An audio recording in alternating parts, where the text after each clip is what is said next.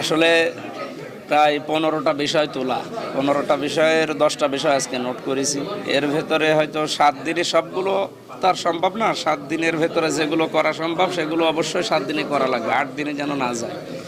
আর বাকি যেগুলো long process আছে ওইগুলো সময় যদি লাগে তখন তার 7 দিনের ভেতরে নিয়ে আসা সম্ভব না। ওইগুলো আরও 15 দিন, 20 দিন, 1 মাস, 2 মাস যা লাগবে, সময় যেটা লাগবে দেওয়া লাগবে। কিন্তু বাকি কিছু আছে দেখলাম 7 দিনই করা যায় না। সবচাইতে বড় বিষয় যে ময়লার যেটা, এই ময়লার বিষয়গুলো অনেকগুলো জায়গা থেকে, এই কুষ্টিয়ার মিনিসিটি বাজারের যে পানির দুর্গন্ধ পানিটা ছড়ানোর, এটা একবার নিশান মোড়ের এই ময়লাটা, এইগুলো মনে হয় আয়ত্তের ভেতরে 7 দিনে নিয়ে আসা সম্ভব।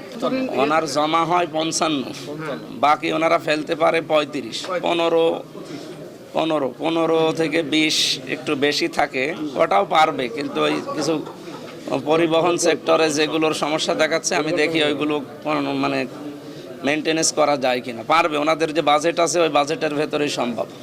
আমার তো 2 নম্বর ওয়ার্ডে বাড়ি। আমার বাড়ির সামনে যে ড্রেন, ওই আশপাশ থেকে মানুষজন দেখি ড্রেনে এসে ময়লা ফেলে। তারা ময়লার গাড়িতে ময়লা দিতে চায় না, ওই টাকা দেওয়া লাগবে এই কারণে। এদের কারণে এটা ড্রেন মানে জাম হয়ে যাচ্ছে। আমি চাই যে উদ্দেশ্যে বলা না, এদের ওপরে আইন প্রয়োগ করা লাগবে। আইন সংস্থা যারা আছে আইন শৃঙ্খলায়, তাদেরকে হয় পৌর কর্তৃপক্ষ অথবা প্রশাসন যারা আছে, এসপির সাথে কথা বলে ওনারা যেন আর সামনে না ফেলতে পারে, যার কারণে জরিমানা করবে অথবা শাস্তি দেবে। তাহলে আস্তে আস্তে আশা করছি এগুলো।